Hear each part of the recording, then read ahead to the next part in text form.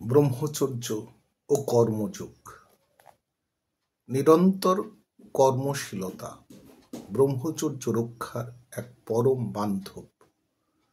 কথায় বলে, idol brain is the Devil's workshop.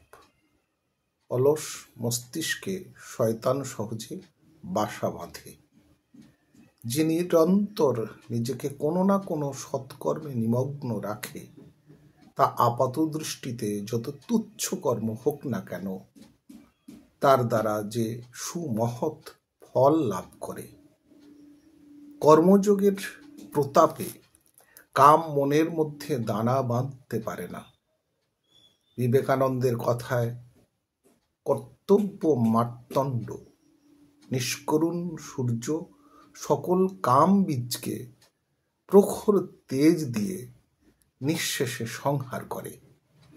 রাত্রির 6 ঘন্টার নিদ্রা ছাড়া ব্রহ্মচারীর আর কোনো বিশ্রাম নেই।